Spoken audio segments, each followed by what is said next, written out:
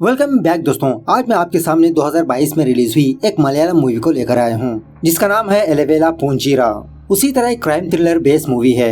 हालांकि कहानी बहुत ही स्लो चलने लगती है, लेकिन मूवी के दरमियान में थोड़े बहुत ट्विस्ट आने लगते हैं। क्लाइमैक्स में एक और जबरदस्त ट्विस्ट। तो चलिए बिना टाइम वेस्ट किए लेट्स स्टार्ट। उससे पहले लुटा दो प्यार फॉलो इंस्टाग्राम।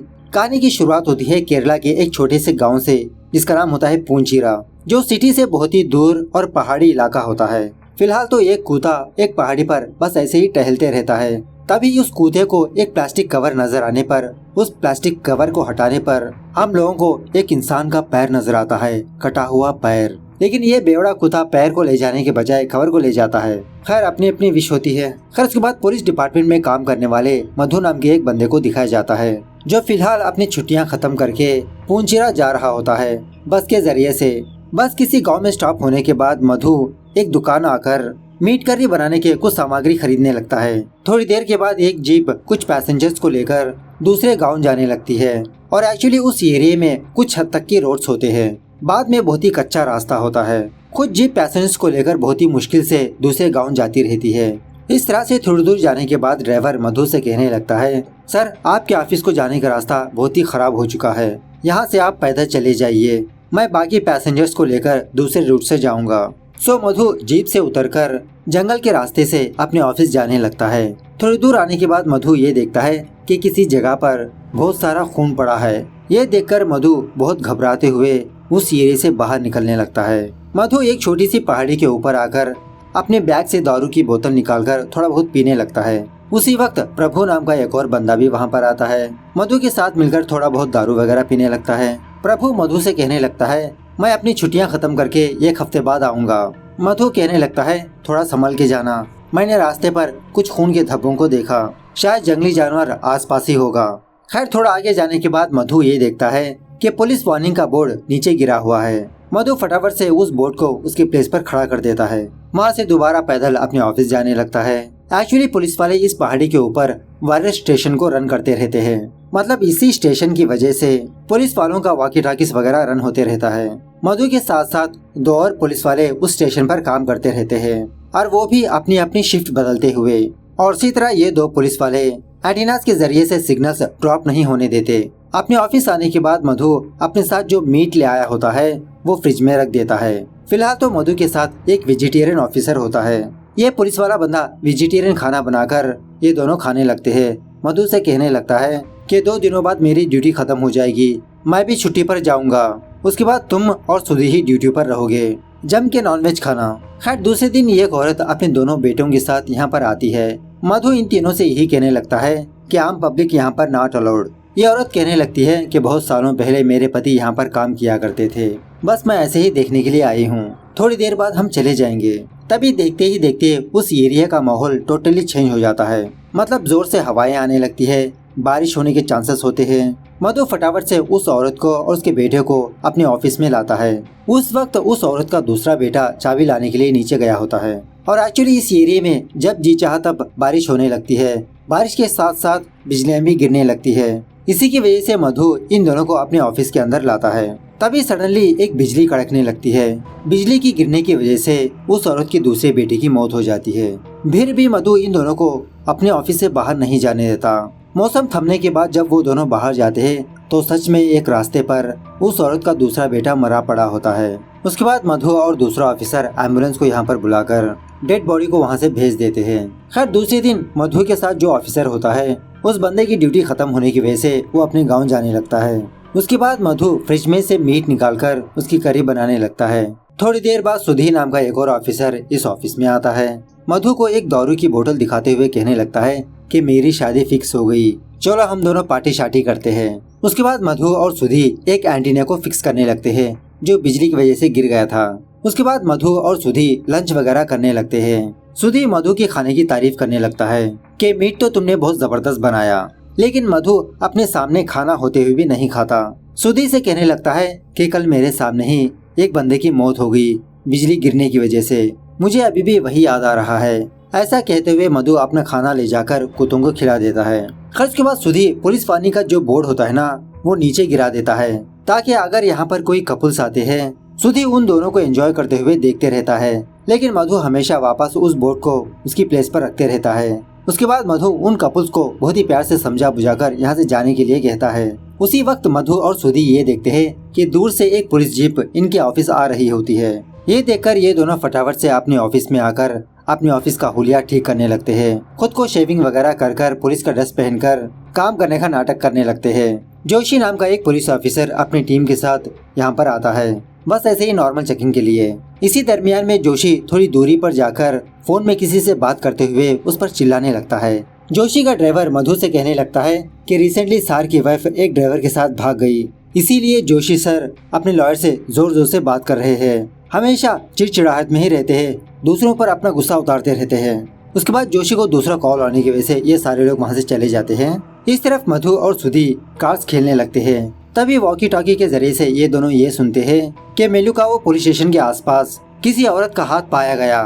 सुधी कहने लगता है कि इतना बेरहमी से मारा होगा तो ये जरूर बंगाली ही होगा।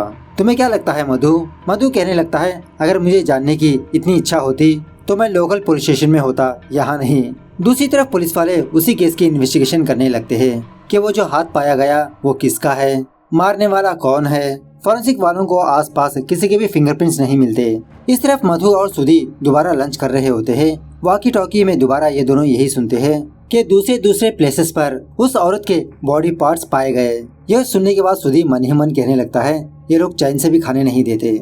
इस तरह से अपना खाना कुत्तों को खिलाने लगता है। तभी सुधी ये दिखता है कि वो दो कुत्ते किसी जगह पर खुदाई कर रहे हैं। जब सुधी वहाँ पर जाकर देखता है तो उस गड्ढे में किसी का हाथ नजर आता है। तभी मधु सुधी के पीछे आकर अपनी गन से इसको पॉइंट आउट करने लगता है। सुधी ये चीज शैडो के जरिए से देखकर ऐसे रिएक्ट करने लगता है कि इसने कुछ भी नहीं देखा। कुत्तों को डांटते हुए उस गड्ढे को ढक देता है कि ये कुत्ते हमेशा कुछ न कुछ लोचा करते ही रहते हैं। तभी उसी वक्त एक जीप ड्राइवर अपनी जीप के साथ इस पहाड़ी के ऊपर आता है। मधु से कहने लगता है कि मेरी जीप थोड़ी खराब हो चुकी है, मैं खुद ठीक करके यहाँ से चला जाऊंगा। सुधी बाथरूम में जाकर बहुत घबराने लगता है और यही सोचने लगता है कि मधु ने इसको मारने की कोशिश क्यों की और ये यहाँ से कैसे बच के बाहर निकले। लेकिन यहाँ से मधु सुधी पर नजर रखे होता है। थोड़ी देर के बाद वो जीप ड्राइवर अपनी गाड़ी लेकर वहाँ से चला जाता है। सुधी बाथरूम से बाहर आकर अपने मोबाइल को चार्जिंग पर लगाता है ताकि किसी से हेल्प मांग सके। मधु सुधी को जबरदस्ती कार्ड्स खेलने के लिए कहने लगता है। थोड़ी देर कार्ड्स खेलने के बाद मौका देखकर सुधी अपने फोन के साथ स्टेशन से बाहर आता है। लेकिन उसी वक्त मधु सुधी के पास आकर इसका फोन मांगने लगता है कि मेरा फोन चार्जिंग पर है, क्या तुम अपना फोन दे सकते हो? अभी कॉल करके दे दूंगा। इस तरह से मधु थोड़ी दूरी पर जाकर सुधी के फोन में से सिम निकालकर उसे खराब कर देता है और उल्टा सुधी से कहने लगता है कि बहुत देर से मैं कॉल करने की कोशिश कर रहा हूँ, तुम्हारे फोन में सिग्नल ही नहीं आ रहा। खैर दूसरी तरफ पुलिस वाले यही डिस्कस करते रहते हैं कि उस औरत के सारे बॉडी पार्ट्स मिल गए सिवाय एक हाथ के और इसी तरह चेहरा पहचानने के लायक भी नहीं। वो डेड बॉडी किसकी है पहचानने में थोड़ा टाइम लगेगा। लेकिन उस बॉडी पार्ट्स के पास ही उस औरत का फोन मिला। फिलहाल उस फोन को लैब पर भेजा हुआ है। कॉल रिकॉर्ड से ही पता चलेगा कि वो डेड बॉडी किसकी है, उस औरत ने लास्ट टाइम किसको कॉल किया। इस तरफ सुधी अपने स्टेशन का सिग्नल जानबूझकर ऑफ कर देता है क्योंकि अगर एक भी वॉकी टॉकी काम नहीं करेगा तो जानने के लिए कोई ना कोई बंदा इस स्टेशन को आएगा। सुधी उस बंदे से हेल्प मांगेगा।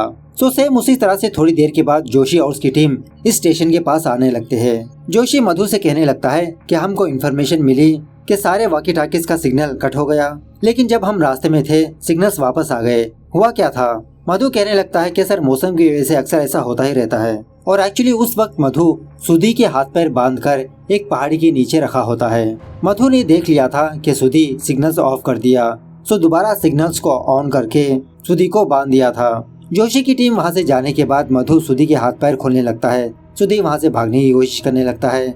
इन दोनों के बीच जबरदस्त हाथापाई होती है, लेकिन फाइनली मधु सुधी को पकड़कर स्टेशन में ला ही लेता है। इस तरफ पुलिस वालों को डेड बॉडी के पास पाए गए फोन से ये बात पता चलती है कि मरने वाली का नाम अमृता है, जो एक स्कूल टीचर थी और उसी तरह अमृता और कोई नहीं मधु की बीवी थी। इस तरफ सुधी घबराते हुए दारू पीने लगता है और उसी तरह गोश्त भी खाने लगता है। मधु से पूछने लगता है कि तुमने किसको मारा और क्यों मारा? मधु कहने लगता है कि मैंने किसी को नहीं मारा, तुमने बाहर जिसका हाथ देखा वो मेरी बीवी अमृता का है। कुछ महीनों पहले ही मेरी और अमृता की शादी हुई थी, लेकिन फर्स्ट नाइट के दिन मैं अमृता को खुश नहीं कर पाया। उसी वक्त मैंने डॉक्टर से जा मिला तो डॉक्टर ने कहा कि ये तो बहुत ही मामूली सी प्रॉब्लम है, दवाइयों से ठीक हो जाएगा। सो मैंने उस मेडिसिन का इस्तेमाल करने लगा था। लेकिन इसी दरमियान में मेरी वाइफ का अफेयर चलने लगा दूसरे बंदे के साथ। उस अफेयर के बारे में मुझे पता था, लेकिन फिर भी मैंने अपनी वाइफ को कुछ भी नहीं कहा, क्योंकि कमी मुझ में है ना। अमृता जिस बंदे के साथ अफेयर में थी उस बंदे को बहुत प्यार करती थी, लेकिन वो बंदा अमृता से प्यार नहीं करता था, बस उसके शरीर से प्यार किया करता था। इस तरह से आगे की कहानी बताने लगता है। एक दिन जब मधु अपनी ड्यूटी से वापस अपने घर आया तो इसके घर में अमृता फांसी लगा चुकी होती है। अमृता की लाश को देखकर मधु बहुत रोने लगता है और वहीं पर एक सुसाइड नोट भी लिखा होता है। सो अमृता ये लिखती है कि मैंने तुमको धोखा दिया, मेरा अफेयर दूसरे बंदे के साथ था, अब मैं उस बंदे की बच्चे की माँ बनने वाली हूँ। मैं तुमको डिवोर्स देकर उस बंदे से शादी करना चाहती थी, लेकिन वो बंदा मुझसे शादी नहीं करना चाहता था, उसको मुझसे नहीं मेरे शरीर से प्यार था, अब मैं तुम्हारे साथ भी नहीं रह सकती। ये पढ़ने के बाद बेचारा मधु और दुखी होने लगता है। अपनी वाइफ की लाश को किचन में ले जाकर उसके टुकड़े टुकड़े कर देता है। उसके बाद मधु सुधी से कहने लगता है कि मैं तो उस बंदे से बदला लेना चाहता हूँ जो अमृता को धोखा दिया, इसीलिए अपनी वाइफ के टुकड़े टुकड़े कर कर जगह जगह पर फेंक दिया और अमृता के पेट में जो फीटस है उसका गोश्त बनाकर मैं उसी बंदे को खिलाने लगा जो उसका कारण था। यह सुनने के बाद सुधी उस गोश्त को दूर फेंक कर वॉमिटिंग करने लगता है। मतलब इतने दिनों तक सुधी जो गोश्त खा रहा था वो इंसान का था। मतलब अमृता का चक्कर सुधी के साथ ही होता है। इस तरफ पुलिस वाले अमृता के फोन में सुधी और अमृता के बीच हुए कन्वर्सेशन को सुनने लगते हैं। सो इससे साफ पता चल जाती है कि अमृता और सुधी का चक्कर चल रहा था। अमृता सुधी के बच्चे की माँ बनने वाली थी। अमृता सुधी को शादी के लिए फोर्स करने लगी थी, लेकिन सुधी नहीं माना। शायद इसीलिए सुधी अमृता को मारा होगा। सो ये सोचकर जोशी की टीम वायरस स्टेशन पर जाने लगते हैं सुधी को गिरफ्तार करने के लिए। इस तरफ मधु सुधी को स्टेशन से बाहर लाकर तारों से बांध देता है और कहने लगता है कि एक्चुअली मैं तुमको मारना नहीं चाहता था, मैं तो तुमको इस केस में फंसाना चाहता था, लेकिन अनलकीली तुमने उस हाथ को देख लिया, इसीलिए अब तुमको मारना पड़ रहा है। ऐसा कहते हुए एक एंटीना को सुधी के बगल में लाके रखता है जो बिजली को अट्रैक्ट करती है। जब तक पुलिस वाले स्टेशन के पास पहुंचते तब तक देरी हो चुकी होती है। बिजली गिरने की वजह से सुधी की मौत हो चुकी होती है। सुबह होने के बाद जोशी ये देखता है कि मधु का पीछे का शर्ट का थोड़ा सा टुकड़ा कटा हुआ है। एरिया की इंस्पेक्शन करने पर जोशी ये देखता है कि जहाँ पर सुधी मरा पड़ा हुआ था वहाँ के तार को मधु का शर्ट का टुकड़ा लगा होता है। सो जोशी समझ जाता है कि सुधी को मारने में मधु का ही हाथ हो सकता है, लेकिन मधु को कुछ भी नहीं कहता क्योंकि जोशी की वाइफ भी एक ड्राइवर के साथ भाग गई और ऐसे लोगों को मारना ही बेहतर होगा। सो जोशी अपने सुपीरियर को कॉल करके ये बताने लगता है कि सर अमृता को मारने वाला सुधी बिजली गिरने की वजह से मर गया। उसके बाद मधु अपनी छुट्टियों पर चला जाता है। इस तरह से ये मूवी यहाँ पर द एंड होती है। तो मूवी कैसे लगी कमेंट करके बताना जरूर। मिलते हैं अगली वीडियो में, तब तक take care, bye bye, see you soon.